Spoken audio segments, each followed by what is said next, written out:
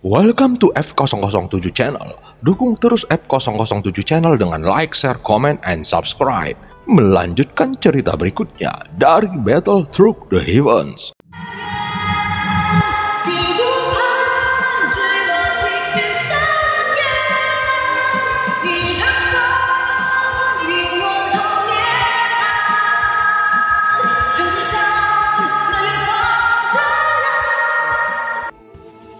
Selamat beraktivitas dan terima kasih atas dukungannya selama ini.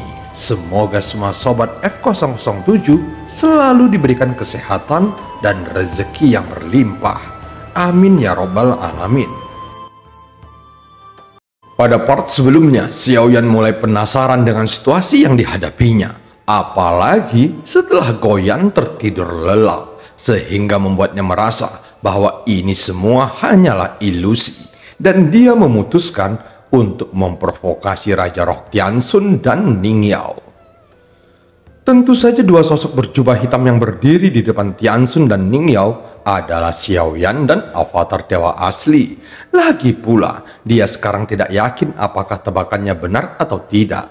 Jadi dia berencana untuk memverifikasinya sendiri pada kedua Raja Roh Istana Surgawi. Jika tebakannya benar dan sesuatu yang ada di sini ilusi, maka adegan yang terjadi itu hanyalah berdasarkan ingatan yang dimiliki oleh Xiaoyan sendiri. Dengan kata lain, jika keterampilan bertarung dari kedua Raja Roh ini bisa ditampilkan sesuai apa yang ada dalam ingatan Xiaoyan, maka adegan ini adalah ilusi. Namun jika mereka berdua menampilkan keterampilan bertarung yang tidak ada dalam ingatannya, maka semuanya yang terjadi adalah kenyataan. Bagaimanapun, dia tidak terlalu mengerti dengan susunan formasi ilusi. Namun dengan cara ini, seharusnya Xiaoyan juga dapat membedakannya secara sekilas. Tetapi jika adegan ini benar ilusi, maka formasi ilusi ini adalah ilusi terkuat yang pernah Xiaoyan temui. Pada saat ini Xiaoyan memegang token reruntuhan kuno Dewa Iblis Abadi di tangannya. Meskipun sebenarnya token itu adalah token palsu, tetapi itu cukup untuk menarik perhatian Raja Roh Tianxun dan Ning Yao. Oleh karena itu, sebelum kedua Raja Roh ini dapat berbicara, Xiaoyan langsung berbalik dan pergi dengan cepat. Namun sebelum bergegas, dia bertukar posisi dengan avatar dewa asli. Kemudian keduanya langsung bergegas ke dalam pintu masuk gua yang berbeda. Cara ini mungkin bisa membingungkan Raja Roh Tianxun dan Ning Yao. Lagi pula, dia juga tidak ingin avatar dewa asli menghadapi Raja Roh Ning Yao. Bagaimanapun, Raja Roh Ning Yao pandai dalam hal racun, sehingga akan sulit jika avatar dewa asli harus berhadapan dengan Raja Roh Ning Yao secara langsung. Hanya saja, selain dua Raja Roh, tiba-tiba ada banyak sosok lainnya yang muncul di sini. Xiaoyan merasa bahwa semua sosok-sosok ini memiliki wajah asing dalam ingatannya. Walaupun semua sosok ini pernah dilihat oleh Xiaoyan dalam hidupnya, tetapi ia telah melihat pemandangan yang tak terhitung jumlahnya. Jadi tidak mungkin baginya dapat mengingat semua sosok ini. Meskipun begitu, semua pemandangan ini selalu ada di benaknya. Memikirkan hal ini, Xiaoyan mulai mendengus dingin. Apakah ilusi ini dapat dibentuk melalui ingatanku? Ataukah ini kekuatan sebenarnya dari ilusi ini? Pada saat yang sama, Raja Roh Tianxun juga menyapu dengan cepat mengejar avatar dewa asli ke dalam salah satu pintu masuk gua, dan ujung gua ini adalah jalan buntu. Setelah sampai di ujung gua, keduanya berhenti dan saling memandang. Serahkan token reruntuhan kuno Dewa Iblis Abadi itu. Ekspresi wajah Raja Roh Tianxun sama persis dengan apa yang ada dalam ingatan Xiaoyan. Meskipun sebenarnya Xiaoyan sendiri tidak ingat banyak tentang Raja Roh Tianxun. Oleh karena itu, dia sendiri tidak memiliki cara untuk membedakannya. Jika kamu menginginkan token runtuhan kuno Dewa Iblis Abadi ini, itu tergantung apakah kamu memiliki kemampuan untuk mengambilnya. Suara yang dalam keluar dari mulut avatar dewa asli dengan nada mencibir. Pada saat ini, kekuatan avatar dewa asli telah menerobos dewa asli bintang 7, dan sekarang dia harus menghadapi Raja Roh Tianxun yang berada di keabadian Kaisar langkah ke-9. Meskipun kekuatan avatar dewa asli masih mampu bersaing dengan Raja Roh Tianxun, tetapi tujuan terbesar Xiaoyan adalah ingin mencari tahu kebenaran tentang tempat ini. Apakah semua adegan ini adalah ilusi atau kenyataan? Tepat ketika Raja Roh Tianxun mendengar kata-kata itu, dia langsung menyapu ke arah avatar dewa asli dengan sangat cepat. Kemudian, dia mengayunkan satu telapak tangannya di udara, sehingga membuat bayangan telapak tangan besar itu dengan cepat memadat, lalu menyapu dengan ganas ke arah avatar dewa asli. Meskipun bayangan telapak tangan ini terlihat sangat sederhana, tetapi sebenarnya mengandung misteri yang hanya bisa dilihat oleh orang yang kuat di ranah keabadian. Tepat ketika avatar dewa asli melihat sebuah bayangan besar telapak tangan, dia langsung melangkah maju dengan tegas. Kemudian, dia mengayunkan tinjunya dengan gila-gilaan, menyapu ke arah bayangan telapak tangan tersebut. Segera, kedua kekuatan itu bertabrakan dengan ganas dan membuat suara ledakan bergema di seluruh gua yang mengakibatkan seluruh gua tampak bergetar hebat dengan tanah yang mulai longsor. Jelas, dalam konfrontasi singkat ini, Xiaoyan juga tidak ingin menunjukkan tanda-tanda kelemahan. Oleh karena itu, dia membiarkan avatar dewa asli langsung keluar tanpa menghindar sedikit pun.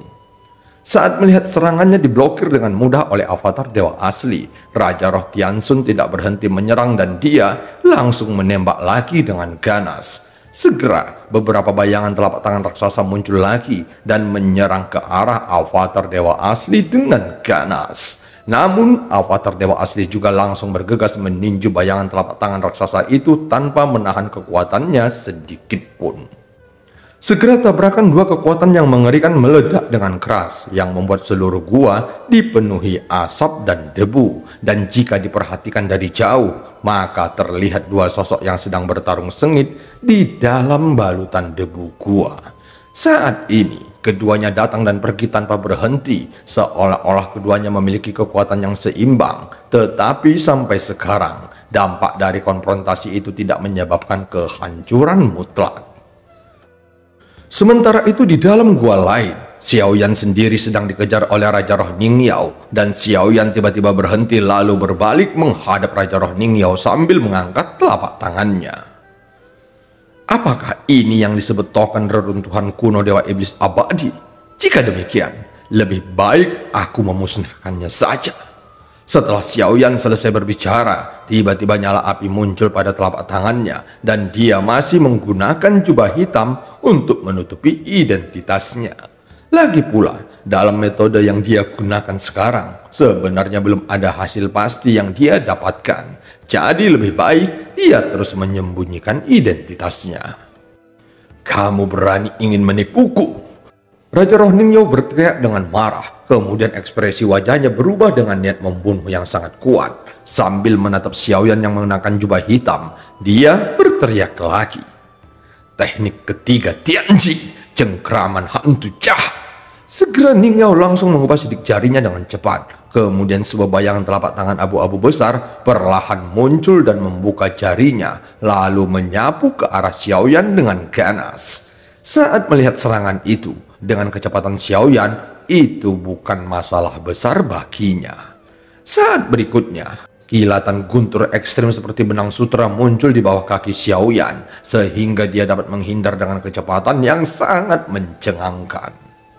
Melihat pemandangan itu, Raja Roh Ningyao mengerutkan keningnya, lalu mengubah sidik jarinya lagi dan dia berteriak dengan keras. Teknik keempat, hukum Tianji. 1000 jalan Buddha dan segel iblis. Setelah sidik tangan Raja Roh Ningyao berubah, tiba-tiba bayangan besar perlahan memadat di dalam gua yang tidak cukup besar ini. Sekarang aku akan melihat kemana kamu akan bersembunyi.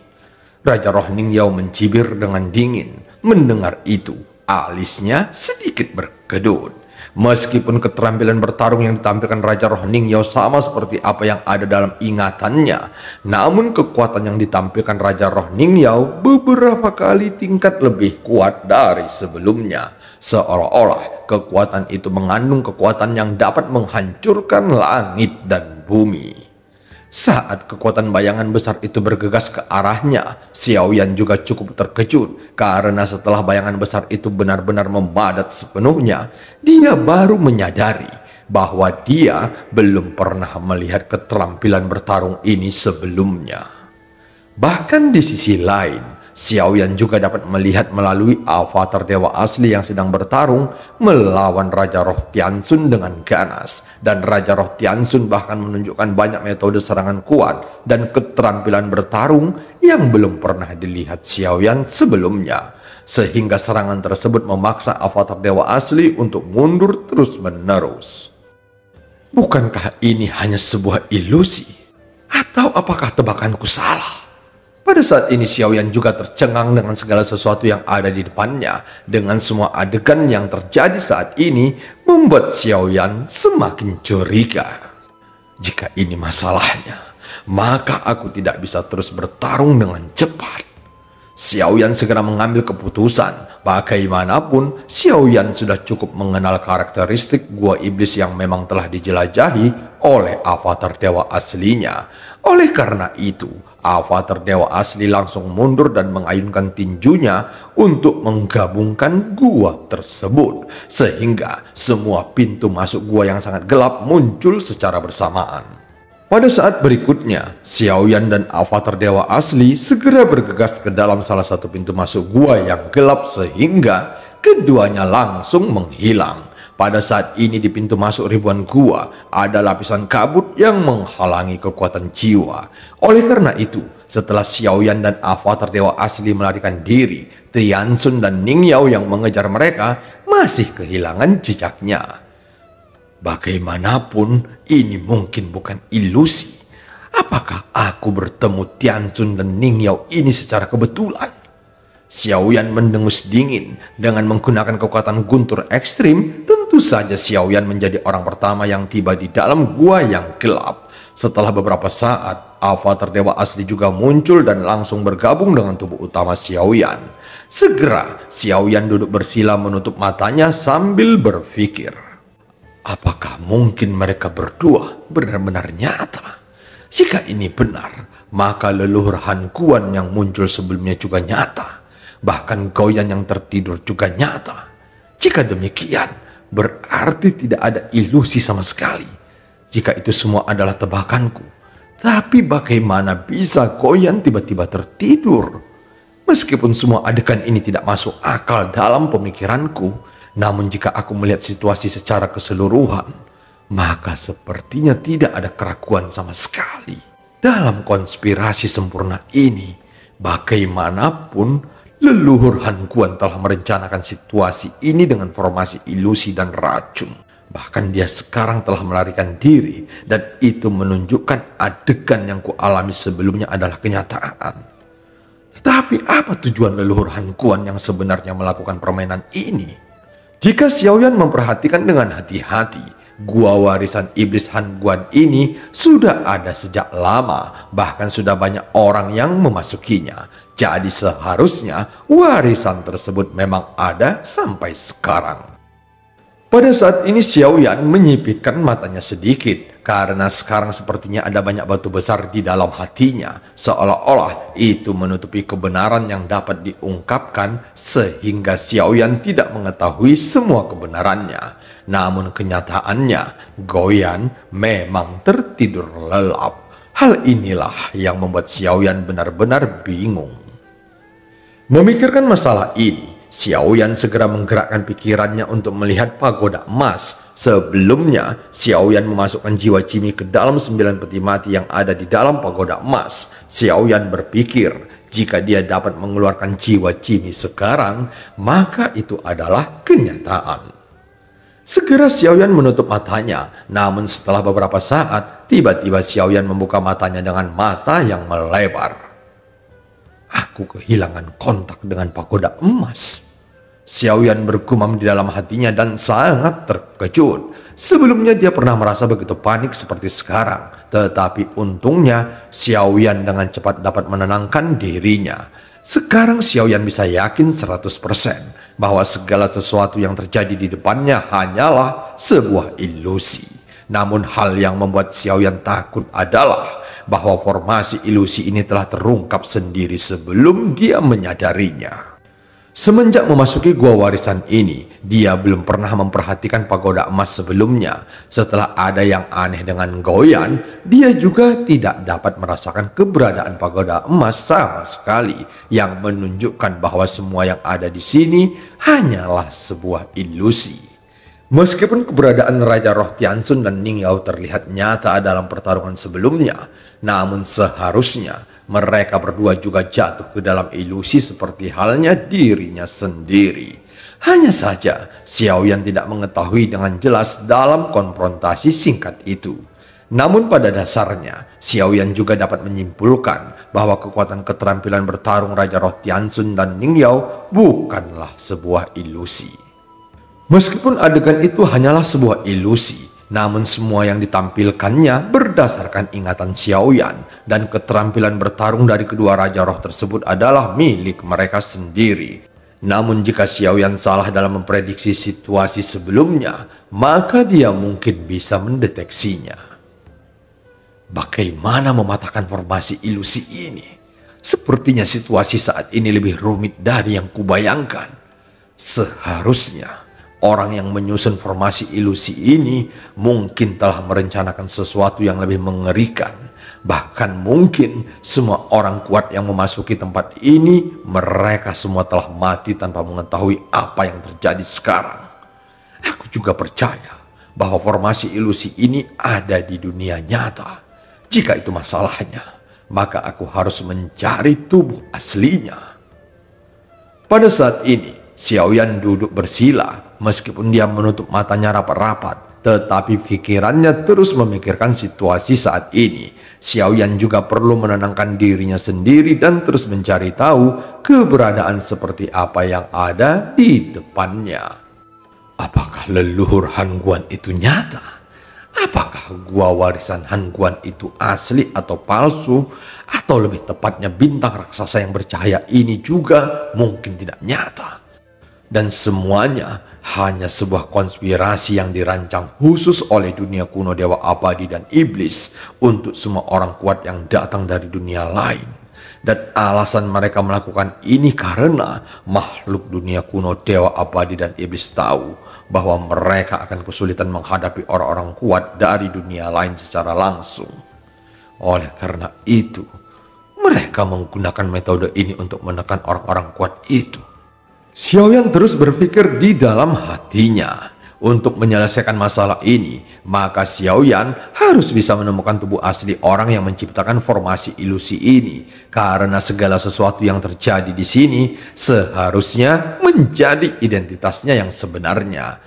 Namun karena Xiaoyan tidak memiliki pengetahuan yang cukup dalam hal formasi, sehingga memang sulit bagi Xiaoyan untuk mematahkan formasi ilusi ini. Sebenarnya Xiaoyan bisa memulainya dengan orang yang mengatur formasi ilusi tersebut. Namun karena keberadaan sosok itu tidak pasti, maka Xiaoyan hanya bisa menggunakan kekuatan merebut tubuh. Segera tanda yang mulia Zijun berkedip di antara alis Xiaoyan. Kemudian kekuatan jiwa yang sangat kuat menyebar dari tubuhnya dengan gila-gilaan. Namun karena tidak ada target yang pasti, Xiaoyan hanya bisa merebut bintang yang bercahaya ini. Sementara itu di luar susunan formasi ilusi, ada sebuah suara yang tiba-tiba keluar. Kalian bertiga melakukan pekerjaan dengan sangat baik, dan aku akan memberikan hadiah untuk kerja keras kalian. Sesosok berkata kepada sekelompok sosok dalam kehampaan. Namun di antara sekelompok sosok ini ada gumpalan cahaya mengambang di dalamnya, dan di luar gumpalan cahaya ini ada lebih dari selusin sosok yang terus-menerus mengendalikan gumpalan cahaya ini. Bahkan di antara lusinan sosok ini, pemimpin mereka berdiri dengan tangan di belakang punggungnya. Jelas secara alami Xiaoyan mengenali tiga orang ini. Mereka adalah Wan Tua, Pan Feng Xiang, dan Jin Dongming. Dan merekalah yang membawa Xiaoyan ke bintang Han Guan. Senior, orang ini ditemui oleh junior dari klanku. Setelah aku mendengar informasi dari junior klanku, aku dapat menyimpulkan bahwa orang ini pasti berasal dari dunia lain. Oleh karena itu, Aku bergabung dengan saudara Wan Tua dan saudara Pan untuk membawa orang ini ke tempat di mana utusan Dewa Iblis Abadi berada. Jin Dongling berkata perlahan, kemudian menangkupkan tinjunya dengan hormat. Mendengar apa yang dikatakan Jin Dongling, pemimpin itu mengangguk sedikit, kemudian dia melemparkan 3 botol batu giok yang bercahaya kepada 3 leluhur bintang ungu. Melihat itu, ketiga leluhur bintang ungu memperhatikan 3 botol batu giok yang bercahaya dengan serius. 3 botol batu giok itu berisi pil obat mujarab yang bercahaya. Namun itu terlihat sangat aneh. Tepat ketika mereka bertiga mengetahui isinya adalah pil obat mujarab, mata mereka langsung bersinar terang. Terima kasih banyak utusan Dewa Iblis Abadi. Ketiga leluhur itu berkata serempak. Setelah melihat pemimpin itu mengangguk, mereka juga tahu bahwa mereka bertiga juga boleh pergi. Jadi mereka tidak perlu mengucapkan kata-kata apapun lagi. Setelah 3 leluhur menerima hadiah pil obat mujarab, dengan cepat mereka menangkupkan tangannya. Kemudian melambaikan tangannya untuk menarik kompas terbang menjauh. Dan cerita pun berakhir. Sampai ketemu di part selanjutnya.